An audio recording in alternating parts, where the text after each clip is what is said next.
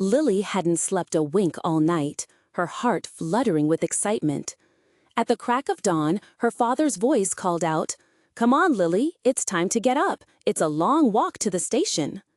Lily quickly got dressed, too nervous to even think about breakfast.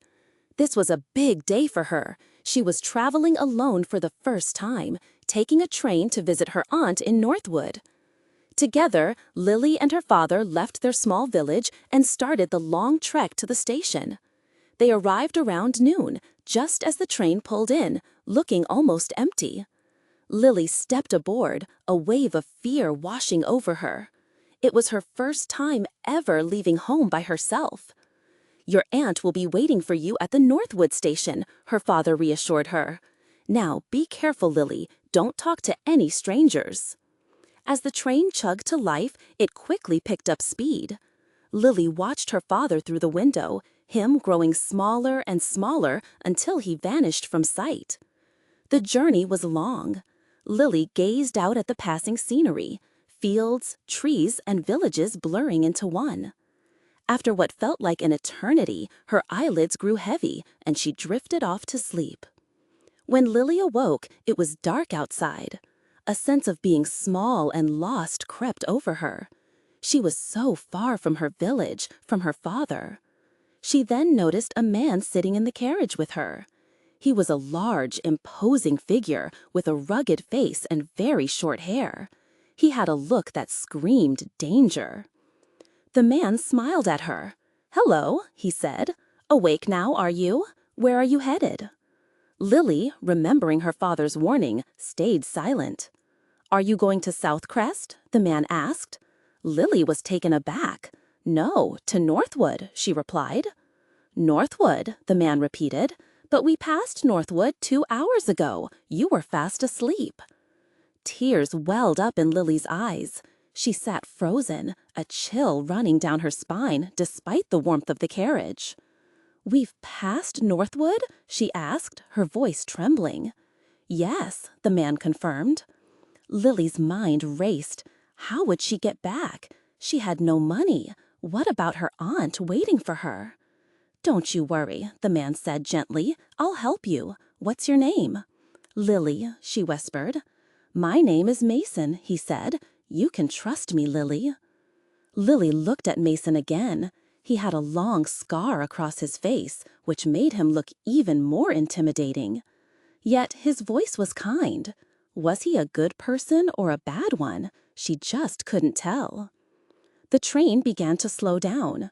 Mason stood up to look out the window. As he did, Lily noticed a newspaper on his seat. On the back page was a picture of Mason, and above it, a headline that read, "This man is a dangerous fighter." Now Lily was certain Mason was a dangerous criminal. She had to get away from him, and fast. "We're arriving in South Crest now," Mason said, turning back to her. "Stay with me. I'll help you." The train came to a stop. Lily bolted for the door, desperate to escape, but it was too heavy for her to open. Suddenly, Mason was right behind her. "I'll get it," he said. At the station exit, an attendant stopped her. "Where's your ticket?" Lily showed him the ticket to Northwood. "I fell asleep and missed my stop," she explained. "I don't have any money to pay for the rest of the journey." "I'll pay," a voice said from behind her. It was Mason. "Thank you, sir," the attendant said. "Come with me, Lily," Mason said. Lily wanted to run, but she was too scared. She was tired, lost, and in a big, unfamiliar town. Mason hailed a taxi. "Get in, Lily," he instructed. She obeyed. "The Boxer Hotel," he told the driver. The taxi ride was long, taking them through the wide, bustling streets of South Crest, filled with cars, shops, and people. Finally, the taxi turned into a small, dark street and stopped. Mason got out and paid the driver. Lily looked around nervously.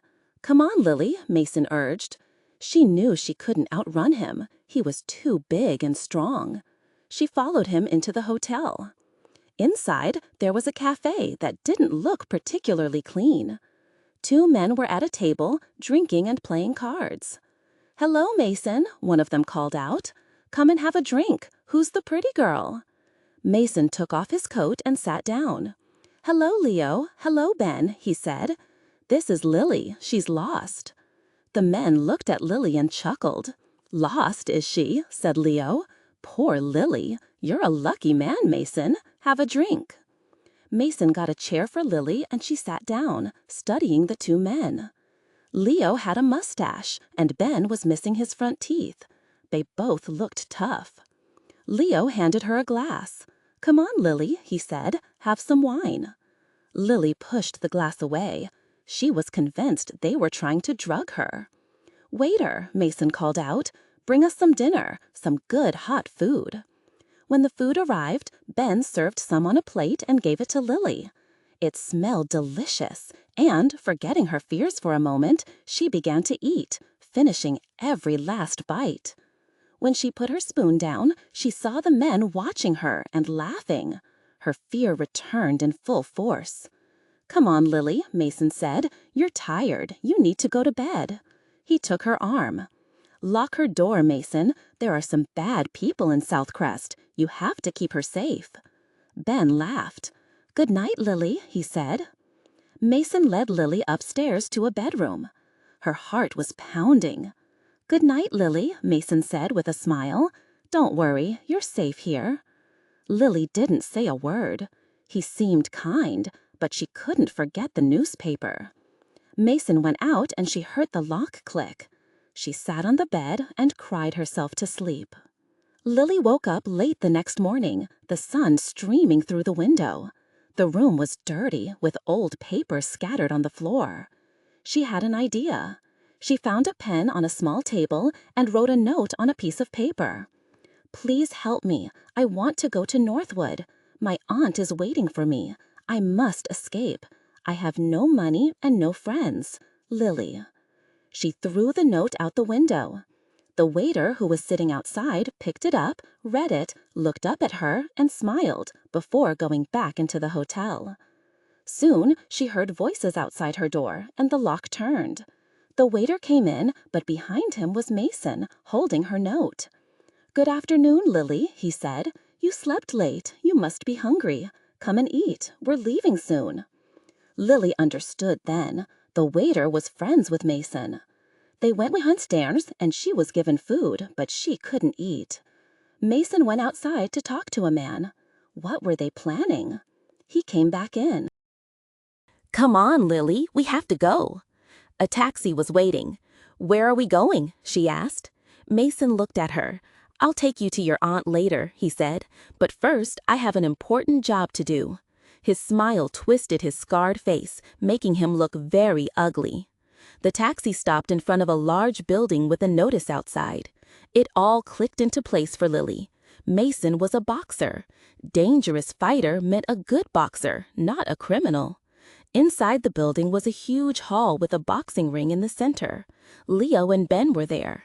"Stay here, Lily," Mason said. "Leo and Ben will look after you." They shook his hand. "Good luck, Mason," said Ben. "You'll win, for sure," added Leo. Lily smiled at Mason for the first time. "Good luck, Mason," she said. Leo and Ben led her to a ringside seat.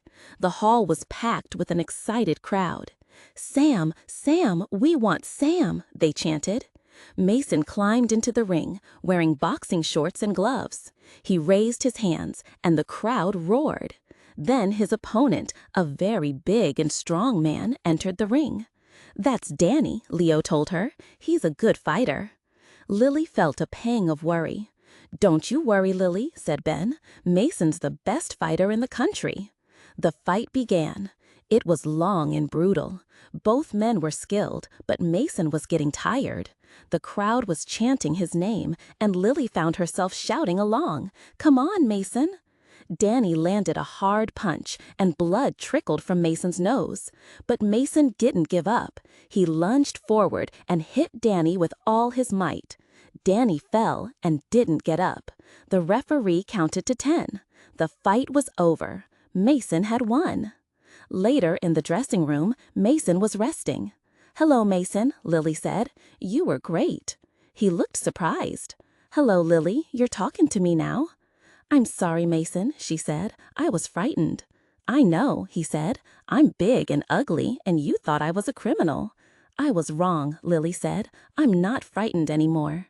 "Come on," Mason said, pleased. "Let's get you to Northwood. Your aunt is waiting." It was a long drive to Northwood, and they talked the entire way.